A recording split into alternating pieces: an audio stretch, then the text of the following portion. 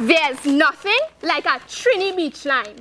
All the family and friends gather, they pack up the trunk, pick up the cooler, and they head down to Mayaro together.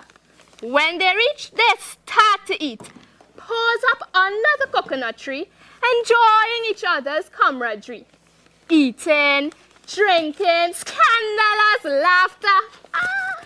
But in the midst of it all, what happens after is a terrible disaster. They just eat their food and drink their rum, but when they're ready to go, drop all the plate and cup in the sand. The next thing I know, when the sea breeze blow, all the rubbish flying in the air, moving randomly through the atmosphere, and bam! Clout me in my head.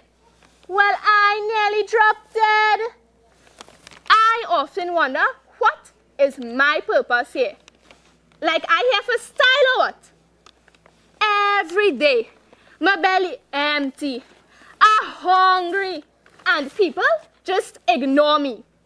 When Carnival Tuesday comes, masqueraders jumping and waving, having a good time as they bump and whine. But when the day's festivities are done, it's litter like crazy on the ground. Not an empty spot could be seen, and it takes more than 2 days for Port of Spain to become clean. That is the mentality Trini people have. No concern for their environment. Every day, there is nothing in me to put in the garbage truck. It's garbage from the ground they pick up. And personally, I'm fed up.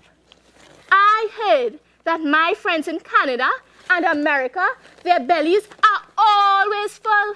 And there are some whose purpose is for garbage that is recyclable. Oh, I wish that was me. Is this the example we want to set? To live a life we are eventually going to regret?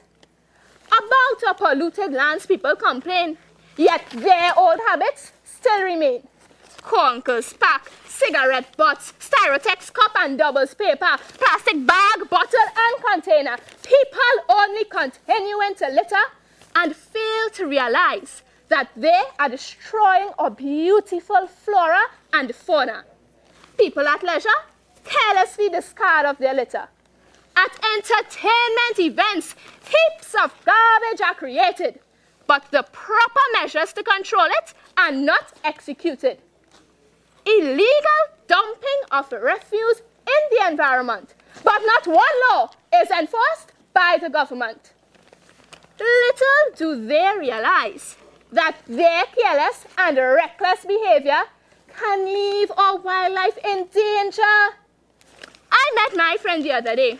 He told me to take a trip down Shaka Shikari, and I will see a floating mass of dumped litter on our beautiful island waters, an array of plastic in all different shapes and colors, which can trap our small mammals, suffocate our birds and fishes, and soon our waters become contaminated.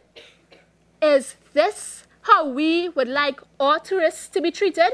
To become endangered and disgusted?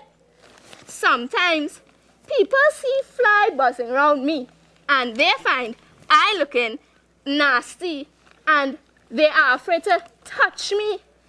I often hear them say, "Don't touch that, it's dirty. It's like I have a disease."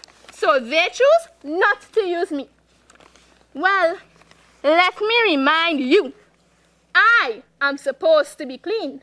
My surroundings are supposed to be pristine. It's all you who just come and mess it up and have my home looking like I living in a dump. Is carelessness and carefreeness get them in this mess? And I often wonder if this land will ever be free of this distress. They don't know litter is a threat to public health. And the government doesn't realize that removing litter can cost them their wealth. Litter attracts vermin and is a breeding ground for bacteria.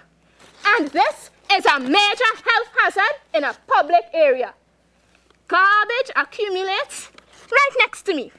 Cigarette butts are discarded carelessly, and soon a fire can engulf me. Nowadays, when people go to Kora River, like it's a norm to litter. They put up the pot, cook a nice curry duck, people eating and drinking in Styrotex cup and plate. But when they are ready to go, they dump everything by the river and leave it in an awful state. The uncollected litter only attracts more. It chokes up the river and the drains, causing treacherous floods when it rains. Litter can be a huge danger. So please, let us do ourselves a favor and help prevent a natural disaster. The solution is simple. People just need to become more responsible. We have to educate and communicate, sensitize the public, make them aware that of these perilous times they must beware. Teach them to dispose of waste properly. And like my friends abroad, their garbage should be assorted by category. Introduce a no smoking policy, or allow smoking in only designated areas of the country. Litter laws should be enforced by the government, for they need to play an active role in helping to save the environment. In our cars, we should possess garbage bags and pocket ashtrays so that all garbage does not mysteriously end up on our nation's roadways. And to keep our surroundings from looking untidy, there are many of my friends who long to attend all these fetes and parties. However, I think the best solution is for everyone to have some pride in their nation. If you are on the beach one day and you stumble upon a piece of litter, pick it up and give it to me. I'll feel much better. Come on, people. I am a major part of the remedy to help stop pollution in this country. The first step in protecting our environment is preservation, and it begins with us putting an end to all this pollution.